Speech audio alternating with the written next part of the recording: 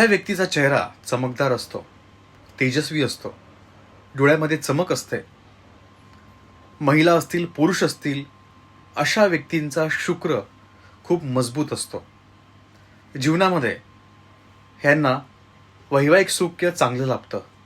परंतु ह्या लोकांनी जर का ह्या चुका केल्या तर ह्यांचा शुक्र हे आपल्या हाताने खराब करून घेतात.